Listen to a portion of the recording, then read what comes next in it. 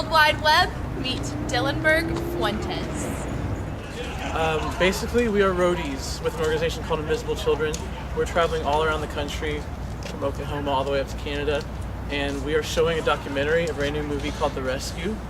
It is about the situation going on right now in northern Uganda and eastern Africa. A man named Joseph Kony who's abducting children, and they can't blow bubbles like Tessa can. And so basically we're going all around to colleges, high schools, churches, community centers, eating bubbles, showing this movie, trying to get people pumped for an event they're having April 25th, 2009, and even beyond then. We just need people to know this war is going on and that they can do something about it. So yeah, we go to, like I said, all over. We've spoken at the University of Oklahoma, University of Minnesota, University of Iowa, University of Arkansas, and all points in between. We went to Winnipeg, Canada, and went to some colleges up there. And basically we're asking people to get involved however they can. We need people to just tell their friends that this war is even going on, and then that they can do something about it. Our website is called invisiblechildren.com. That's a huge way. Everything that you can do to get involved and to help end this 23-year war, which is the longest running war in Africa, everything you can do to help end that is on our website. My name is Brandon, and I'm a roadie with Invisible Children. We're in the Middle America region from Oklahoma up to Canada. And this is our van. It's glamorous, I know. I am one of the two drivers, and we drive about 1,100 miles a week, which is pretty crazy. And it's decorated with all kinds of regalia. We have some high school visitor passes up here from Moore High School in Oklahoma, and then just good old generic pass. We have some buttons from our organization, as well as from the movie Nick and Nora's Infinite Playlist, which is a favorite of the Middle America Roadies. We have our faithful GPS that actually gets us lost more times than tells us where to go correctly.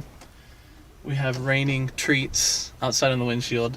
This is actually a fresh windshield because our first one burst wide open in Minnesota due to a crack in the cold. So this is what we do. We have cell phones, some lemonade, and sunglasses. The necessities of living in a van. I am the main driver. You have to be 21 to drive the van, so there are only two of us. The other is Heather, one of our other teammates who has a day off today. I do the majority of the driving just because I enjoy driving, and we have done some pretty epic drives on this trip. We did a 23-hour straight drive with no stopping, no sleeping.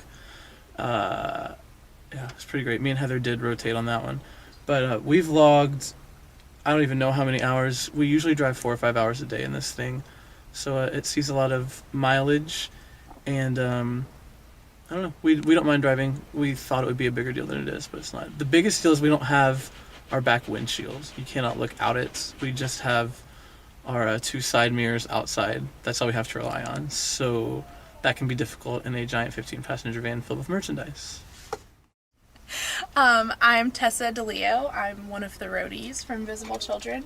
I'm gonna show you some of the really fancy stuff that we have in our van. There's a lot of sunglasses because sometimes it's sunny and you have to block the sun from your eyes while driving, which I do a lot of. Ibuprofen in case the person next to you snores really loud and you have a headache from that. You need some ibuprofen. Ceramic bowl. I actually have no idea where this came from. We have a lot of treats, which excuse me, a lot of treats. Oh, Easter? Anyone? We have some cookies that are wrapped nicely in plates for us that are rubber banded together. Because life on the road is glamorous.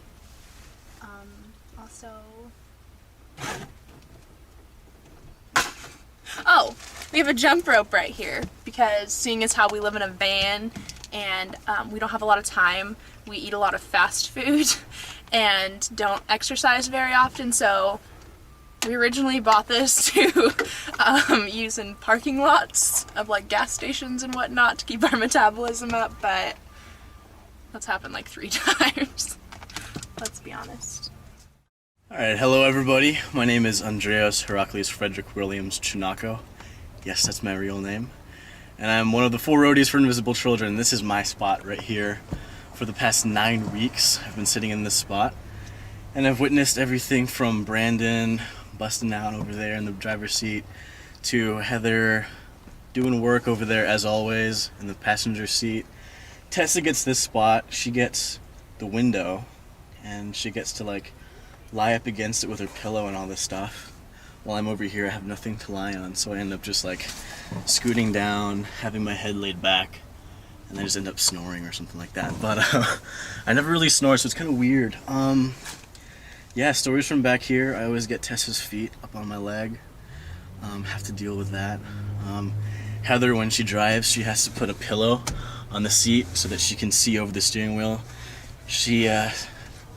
Her driver's license says it's 5'01", which is her height. I don't know about that, but that's what she's got to do to drive this van. Dillenberg Fuentes.